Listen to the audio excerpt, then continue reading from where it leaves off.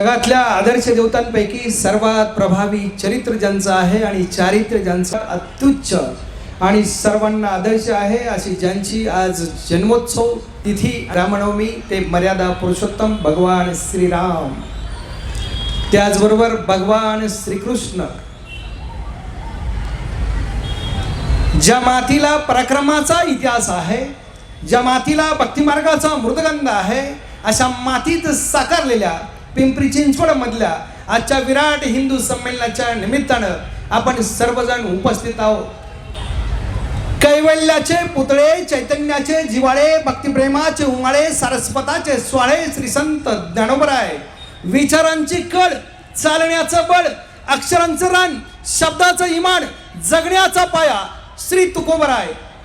हे हिंदू शक्ती संभूत दीप्ततम तेजा, हे हिंदू तपस्या पूत ईश्वरी ओजा, हे हिंदू श्री सौभाग्यभूतीचा साजा, हे हिंदू नरसिंहा प्रभो शिवाजी राजा, हे हिंदू नरसिंहा प्रभो शिवाजी राजा.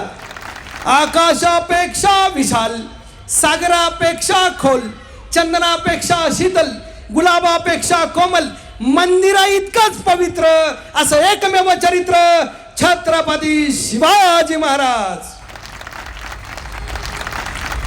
हाथी घोड़े तोफ तलवारें, फौज तो तेरी सारी है, पर जंजीर में जकड़ा राजा मेरा, अब भी सब पे भारी है, अब भी सब पे भारी है.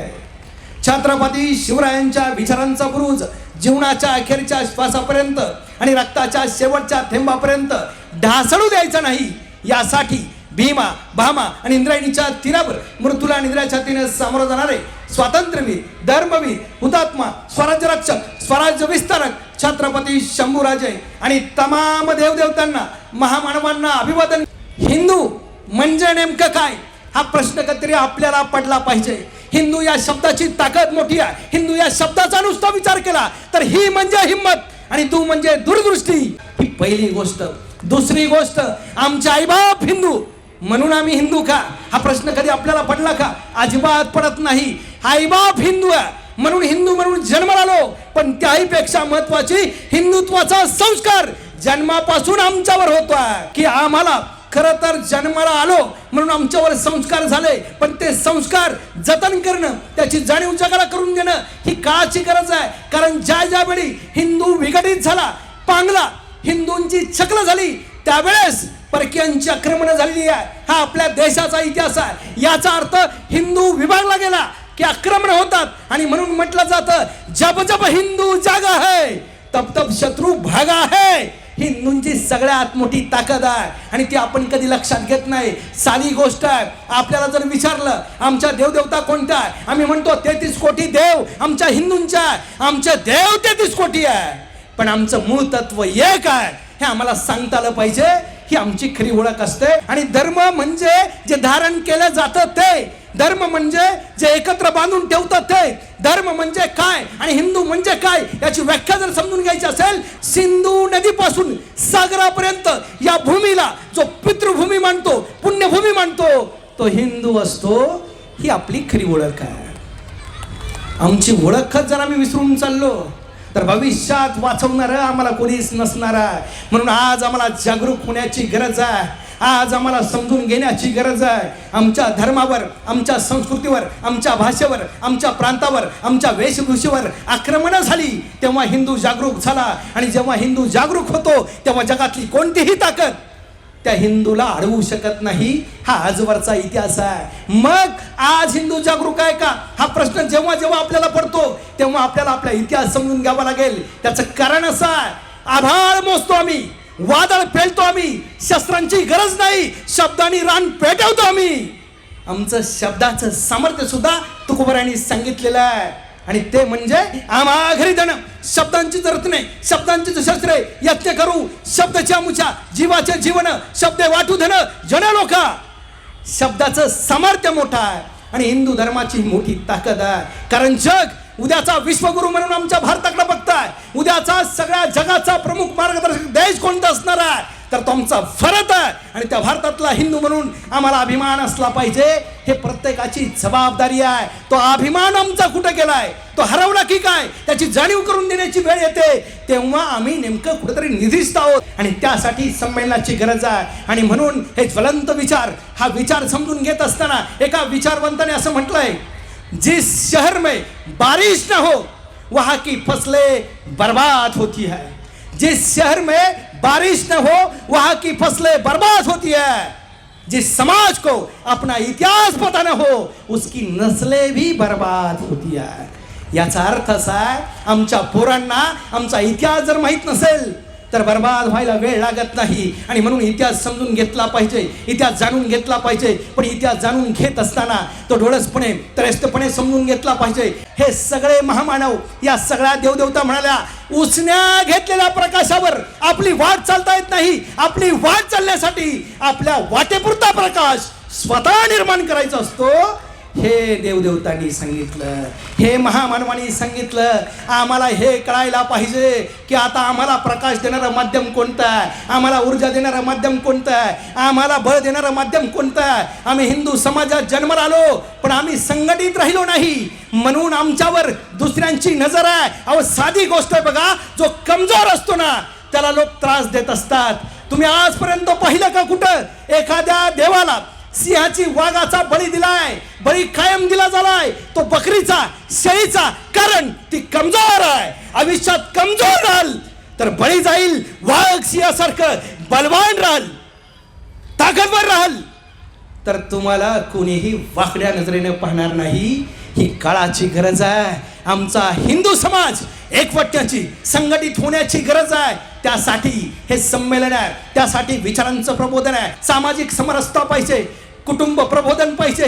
त्याहीपेक्षा महत्वाचं स्वतःच्या बळावर जगता आलं पाहिजे, तो विचार पाहिजे. आमच्या नागरिक कर्तव्य बुद्धी काय पाहिजे ते आमच्या लक्षात आलं पाहिजे. आणि त्याच्याहीपेक्षा महत्वाची गोष्ट की आम्हाला हे समजून घेताना आम्ही जागरूक पाहिजे, ही पहिली गोष्ट आहे. आणि म्हणून जागृत राहायचं असेल तर नेमकं काय केलं पाहिजे. आज रामाचा जन्म अर्थात रामनवमी आहे. प्रभू श्रीराम जेव्हा निघाले ना अयोध्येतून वनवासाला, तेव्हा एका बाजूला एका आईनं सांगितलंय की वनवासाला जायचं आहे, दुसऱ्या आईला आनंद होता की माझा प्रभू श्रीराम हा आता राजगादीवर बसणारा राजा होणार आहे. पण प्रभू श्रीरामांचं चरित्र पाहिलं, प्रभू श्रीरामांचा चेहरा पाहिला की तुमच्या लक्षात येईल राजा होणार आहे म्हणून आनंद नव्हता, किंवा वनवासाला निघायचं आहे म्हणून नैराश्यही नव्हतं. याचा अर्थ आम्ही अविचल राहिलो की आमच्या लक्षात येतं नेमकं काय करायचं आहे. आपण 4 दिवस जर गावाला निघालो, सुटकेस भरतोय, कपड्यांची थैली भरतोय, गावाला निघतोय. प्रभू श्रीराम 14 वर्ष वनवासाला निघाले, कुणीही सांगावं त्यांनी सोबत काय काय भरून घेतलं. आणि मी अभिमानानं सांगेल, प्रभू श्रीरामानं कुठली बॅग भरून घेतली नाही, कुठली पेटी भरली नाही, कुठली सुटकेस भरली नाही. प्रभू श्रीरामानी स्वतःच्या सोबत एकच शस्त्र घेतलं, धनुष्यबाण. कारण त्यांना माहित होतं अधर्मावर विजय मिळवायचा आहे तर शस्त्र सोबत असलं पाहिजे. हा पहिला विचार प्रभू श्रीरामांकडून आपण लक्षात घेतला पाहिजे. प्रभू श्रीराम म्हणायला फार सोपं आहे, पण समजून घेताना आमचं डोकं जाग्यावर असलं पाहिजे. ही यातली महत्वाची गोष्ट आहे. प्रभू श्रीराम जेव्हा निघाले ना वनवासात, पत्नीचं हरण झालं. आपल्या सगळ्यांना खरं तर रामायण माहिती आहे, पण मला सांगायचा मुद्दा काय आहे तो महत्वाचा आहे. प्रभू श्रीराम हे खरं तर खानदानी सूर्यवंशी कुटुंबात जन्माला आले. त्यांच्या घराण्यामध्ये ययाती पुरुरवा असे राजे महाराजे होऊन गेले. त्याच खानदानामध्ये जर श्रीराम जन्माला आले आहे तर त्यांनी अनेक राजे सोबत घेतले असते, शत्रूला संपवण्यासाठी अनेक राजे महाराजे गोळा केले असते. पण श्रीरामांनी सोबत राजे महाराजे घेतले नाही. तुम्ही रामायण व्यवस्थित ऐका, मग कळेल त्यांनी सोबत कुणाला घेतलं. त्यांनी सोबत जाताना रस्त्यानं जे वंचित घटक आहे, जे वनवासी आहे, जे अरण्यात राहतात अशी फौज घेतली. एवढंच काय, सुग्रीवाला सोबत घेतलं आणि बालीचा वध केला. याचा अर्थ सर्वसामान्य लोकांना जवळ करणारा राजा रामायणात आम्हाला भेटतात, ते प्रभू श्रीराम असतात. आणि म्हणून सामाजिक समरसता हा विचार केल्यानंतर आपल्या लक्षात येतं, प्रभू श्रीरामानं शबरीची उष्टी भोरं खाली, सोबत सुग्रीवाला घेतलं, अनेक वनवासांना घेतलं आणि त्यांनी दाखवून दिलं सोबत राजे महाराजे नसावेत, सोबत सर्वसामान्य घटक असला की आपला विजय होतो. पण सर्वसामान्य माणसांना त्यांच्यावर झालेल्या अन्यायाची जाणीव करून द्यावी लागते. जी अन्यायी, जी अत्याचाराने पिडलेली ही सगळी मंडळी रामांच्या सोबत होती आणि म्हणून रामांची फौज सुद्धा मोठी झाली. अधर्मावर विजय मिळवला, अधर्मावर धर्माने विजय मिळवता येतो, अन्यायावर न्यायाने विजय मिळवता येतो. असतो मा सद्गमय तमसोमा ज्योतिर्गमय, अंधारावर प्रकाशाचा विजय मिळवता येतो. हेच आमचं सगळं संस्कृतीचं देणं आहे. आम्ही म्हणतो वसुधैव कुटुंबकम, याचा अर्थ जग हे कुटुंब आहे, जग हा परिवार आहे. ही कल्पनाच मुळात हिंदू संस्कृतीची आहे आणि म्हणून हिंदू संस्कृती कालही जगाला श्रेष्ठ आहे, आजही जगाला श्रेष्ठ आहे. विवेकानंदांनी शिकागोच्या धर्म परिषदेमध्ये भाषण दिलंय. तिसऱ्या दिवशी त्यांचा नंबर आलाय, पण तिसऱ्या दिवशी त्यांचा नंबर जेव्हा भाषणासाठी आला तेव्हा त्यांना कुणीतरी विचारलं, तुमचा वेश पाहिल्यानंतर ही भगवी वस्त्र, साधी वस्त्र, अशी वस्त्र इथं कुणाचीच नाही आणि अशा वस्त्रातला माणूस काय बोलणारा. त्यावेळेस विवेकानंदांनी दिलेलं उत्तर असं महत्वाचं आहे, आमचा देश, आमचा भारत कपड्यांनी श्रेष्ठ नाही, आमचा देश चारित्र्याने संपन्न आहे, चारित्र्याने समृद्ध आहे. जगाच्या पाठीवर चारित्र्य असलेला एकमेव देश आमचा भारत आहे, कारण त्या देशात हिंदू आहे आणि हिंदूंची संस्कृती देशाला दिशा देणारी आहे. आणि म्हणून आम्हाला आमचं हिंदुत्व, आमची हिंदूंची भूमिका, आमची जबाबदारी, आमच्या झालेल्या चुका, आमचा फोत असणारा अभिमानाच्या बाबतीतला सगळ्या बारकाईचा अभ्यास ही महत्वाची गोष्ट ठरते. आणि म्हणून या सेवेची 100 वर्ष पूर्ण करताना हिंदूंना पुन्हा जाणीव करून देण्याची गरज आहे की पेशवे आणि अब्दालीचं युद्ध झालंय. पाणीपतला ज्या दिवशी युद्ध होतं त्या दिवशी सकाळी अब्दाली मैदानात आहे युद्धाच्या, आणि अब्दाली जेव्हा मैदानात आहे तेव्हा अब्दालीनं समोर पाहिलं, दूर या कोपऱ्यातून निघत होता, दूर त्या कोपऱ्यातून निघत होता, दूर मधून निघत होता. त्याने दुर्बीण घेतली, त्याच्या लक्षात आलं हे धूर वेगवेगळ्या ठिकाणून का निघतात. अब्दालीला प्रश्न पडला, सोबतच्या सगळ्या सहकाऱ्यांना जवळ बोलवलं आणि विचारलं अब्दालीनं, अब्दाली काय म्हणतोय, हे धूर वेगवेगळे कसले, मला कळलं नाही. त्यावेळेस अब्दालीला दिलेलं उत्तर आहे, समोरचे ते धूर आहे, ते धूर वेगवेगळ्या जातीच्या लोकांच्या चुलींच्या, इकडं लोहाराची चूल आहे, तिकडं सुताराची चूल आहे, इकडं कुंभाराची चूल आहे. ज्यांचे एकत्र खरं तर कुटुंब आहे त्यांची चूल वेगळी आहे. अब्दालीच्या लक्षात आलं, अब्दाली कळलं ती एकत्र येऊ शकत नाही. हिंदूंना हरवणं सोपं आहे. त्या पाणीपतच्या युद्धात खरं तर मराठे हरले, त्याचं एकच कारण आहे, अब्दालीनं आपल्यातली फोड ओळखली, आपल्यातलं विघटन लक्षात आलं. म्हणून सांगत राहतो, म्हणून इतिहास समजून घ्यायचा, जिथं हिंदू एकवटला तिथं कायम विजय झालेला आहे. आणि जगाच्या पाठीवर विजय मिळवणारा आणि एकत्रित असणारा एकमेव देश आमचा हिंदुस्थान अर्थात भारत आहे. आणि त्या भारताचे आम्ही नागरिक आहोत, ही जाणीव आपल्यासाठी फार महत्वाची आहे. पण आम्ही बारकाईने कधी विचार करत नाही, ही आमची अडचण आहे. अहो साधी गोष्ट आहे, 1947ला आपला देश स्वतंत्र झाला. 1935ला विन्स्टन चर्चिल जो इंग्लंडचा ग्रेट ब्रिटनचा पंतप्रधान होता, त्याने एक स्टेटमेंट केलं होतं आणि त्यानं लिहिलं होतं, त्यानं इंग्लंडवरून ब्रिटनवरून एक प्राध्यापकांची टीम आणली होती आणि अभ्यास करायला लावली होती. त्या अभ्यासात एक गोष्ट बाहेर आली, या भारतावर आम्हाला राज्य करायचं आहे, किती वर्ष आपण राज्य करू शकतो. त्याचं उत्तर त्याला मिळालेलं आहे, या देशामध्ये जाती अनेक आहे, या देशामध्ये भाषा अनेक आहे, या देशामध्ये वेशभूषा अनेक आहे, या देशामध्ये प्रांत अनेक आहे, या देशामध्ये पंथ अनेक आहे. ज्या देशात जाती अनेक आहे, ज्या देशात पंथ अनेक आहे, ज्या देशाच्या भाषा वेगळ्या आहे, ज्या देशाचे प्रांत वेगळे आहे, त्या देशावर आपण मनेपर्यंत राज्य करू शकतो. हा निष्कर्ष विन्स्टन चर्चिलने काढला. पण आज जगालाच काय, कोणत्याही जगातल्या पंतप्रधानाला, राष्ट्रपतीला आम्ही सांगू शकतो आमचा देश संघटित आहे. त्याचं कारण एकच आहे, जगाच्या कोणत्याही देशाच्या थोबाडात मारावी एवढी प्रगती आमचा देश जेव्हा करतो ना, तेव्हा आपल्या लक्षात येतं हे कशामुळे शक्य आहे. त्याचं एकच कारण आहे, संविधान, या संविधानानं आम्हाला एकत्र आणलेलं आहे. आम्ही या देशाचे नागरिक आहोत हे संविधान आम्हाला सांगतंय. आज सामाजिक समरसता म्हणजे काय? आमच्यातल्या जाती आम्ही सोडल्या पाहिजे, आम्ही माणूस म्हणून एक आहोत ही जाणीव आम्हाला झाली पाहिजे. समरसतेचा अर्थच तो आहे या देशातल्या सर्वात शेवटच्या घटकापर्यंत पोहोचणं, हा सामाजिक समरसतेचा विचार आहे. आणि म्हणून वंचितांना, दीनदलितांना, वेगवेगळ्या जातींना, वेगवेगळ्या पंथांना एकत्र आणणं आणि माणूस म्हणून आपण एक आहोत ही हिंदुत्वाची व्यापक व्याख्या त्याच्या मनात रुजवणं ही काळाची गरज आहे. आणि हे जेव्हा होईल ना, तेव्हा आमचा देश विश्वगुरु महासत्ता झालेला असेल. कारण भारत जगाच्या पाठीवर तुम्ही अनेक देश पाहिले, पण देशाला माता म्हणणारा जगातला एकमेव देश आपला भारत आहे. का भारत आहे? त्या शब्दाची ताकद बघा. भा म्हणजे देश, र म्हणजे रम्मान आणि त म्हणजे तपस्वी.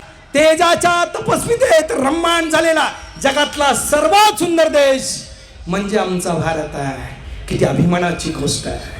अहो, आईला आम्ही पवित्र मानतो, आईचं पावित्र्य आपल्याला माहिती आहे. आम्ही पर्यावरणाचा जरी विचार केला ना तरी आमचे देहूचे तुकोबराय म्हणतात, वृक्षवल्ली आम्हा सोयरे वनचरे. झाडांना आम्ही सोयरे मानतो, वृक्षांना आम्ही नाती देतो, मग माणसांना का देऊ शकत नाही?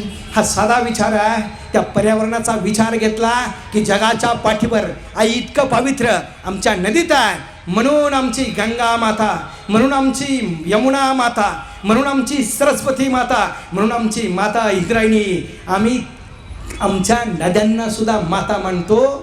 हे महत्त्वाचं लक्षण तुमच्या आमच्या लक्षात येतं. ही आमची संस्कृती आहे आणि आमची संस्कृती आम्ही विसरत चाललोय की काय, हा प्रश्न आता निर्माण होतो. आम्ही आमच्या मुलांची नावं संस्कृती ठेवतो आहे, पण मुलांच्या वेशभूषा आणि मुलांच्या संस्कारावर लक्ष केंद्रित करतो का, याच्यावर प्रश्नचिन्ह निर्माण झालेलं आहे. आज आपल्या सगळ्यांना याची जाणीव झाली पाहिजे की संसार करत असताना संस्कारापासून आपलं कुटुंब दूर राहील अशी कोणतीच घटना आपल्या घरात घडता कामा नये. आम्ही ज्या परिसरात आता राहतोय, आम्ही लव जिहादचे बळी होणाऱ्या आमच्या मुली भगिनी बघतोय, तेव्हा आमच्या लक्षात यायला पाहिजे की जो समाज आमच्या मुलींना फूस लावतो, जो समाज आमच्या मुलींचं भविष्य विस्कळीत करतो, जो समाज षडयंत्र रचतो, जो समाज पुढच्या कित्येक पिढ्या आमच्या बर्बाद करण्याचा विचार करतो, त्यावेळेस आमच्या मुलींचं जागरण आणि जागरूकीकरण करणं ही आमची काळाची गरज आहे. आमची संस्कृती त्यांच्या मनावर जन्मापासून ठसवली पाहिजे. आमच्या अहिल्याबाईंनी मंदिरं बांधली आणि स्वतःच्या धर्माचं रक्षण केलंय, ही जाणीव आमच्या पोरींना करून दिली पाहिजे. एवढंच नाही तर त्यांच्या मनातल्या गोष्टी पालक म्हणून, आईवडील म्हणून आपण समजून घेतल्या पाहिजे. त्यांच्या सोबत आपला संवाद योग्य झाला पाहिजे. आमच्या कुटुंबामध्ये एकत्रित जेवण केल्याचं बऱ्याच जणांना 6 महिन्यातलं आठवत नाही. याचा अर्थ आम्ही कोणत्या दिशेवर चाललो आहे हे आम्ही लक्षात घेतलं पाहिजे. फक्त दुसऱ्यांचा द्वेष करून उपयोग नाही. दुसऱ्यांचा द्वेष करत असताना दुसऱ्यांची तडजोड सुद्धा होणार नाही, याची जाणीव आम्ही लक्षात ठेवली पाहिजे. ही मला महत्त्वाची गोष्ट वाटते. आणि म्हणून संस्कार ज्या मुलांवर केले जातात ना, ती मुलं यशस्वी होतात, ती मुलं आपल्या धर्माचं रक्षण करू शकतात. जगाच्या पाठीवर एक असं उदाहरण आहे बघा, ज्यानं धर्माचं रक्षण केलं, धर्म त्याचं रक्षण करतं. हे उदाहरण म्हणजे छत्रपती शिवाजी महाराज, हे उदाहरण म्हणजे धर्मवीर संभाजी महाराज. धर्माचं रक्षण करणाऱ्याला धर्म कायम वाचवतोय आणि धर्माचं रक्षण करणाऱ्याला जर धर्म वाचवत असेल तर तुमची आमची प्रत्येकाची जबाबदारी आहे. आमचा हिंदू धर्म स्वरक्षित करणं ही आमची जबाबदारी आहे. हे जोपर्यंत आम्हाला कळणार नाही तोपर्यंत आमच्या पुढच्या पिढ्यांना यातला धर्माचा महत्त्वाचा भाग कळणार नाही.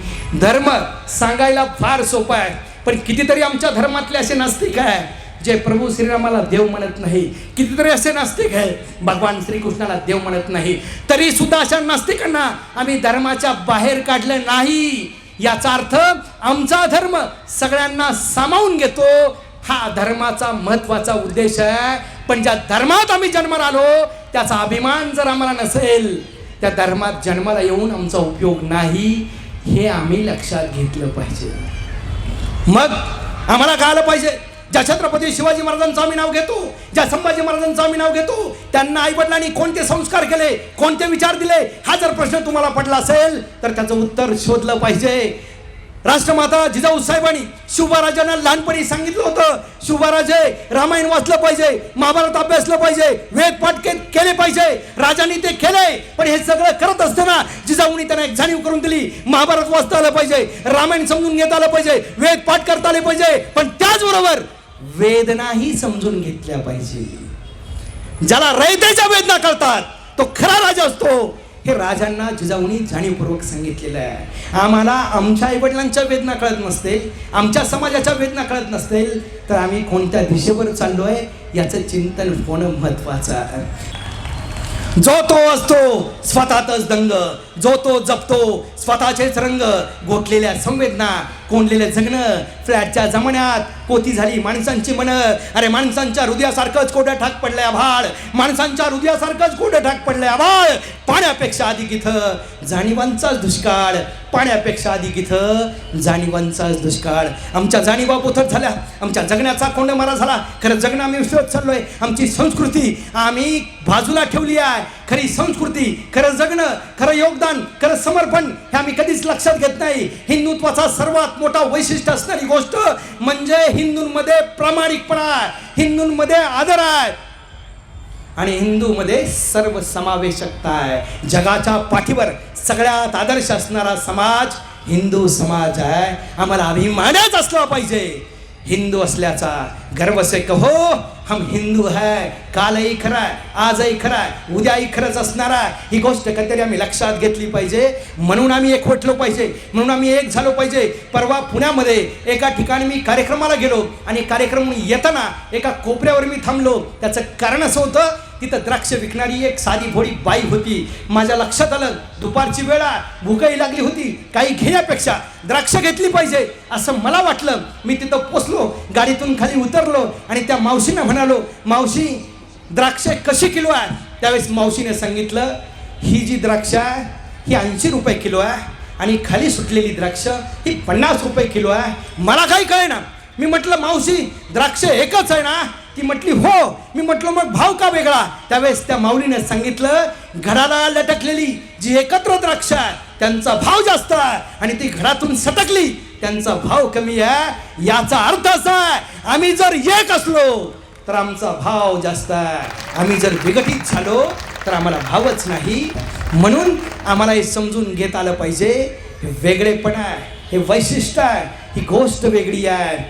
कितीतरी गोष्टी आपल्याला सांगता येईल. संघटनेच्या बाबतीत छत्रपती शिवाजी महाराजांनी आमची संस्कृती काय सांगते, दुसऱ्याची पत्नी आपली आई, दुसऱ्याची बायको आपली बहीण. पण बालीनं ते ऐकलं नाही, म्हणून बालीचा वध सुग्रीवाच्या हातानं प्रभू श्रीरामांनी केलेला आहे. छत्रपती शिवाजी महाराजांवर तोच संस्कार आहे. हिंदू संस्कृतीचं सगळ्यात मोठं वैशिष्ट्य आहे.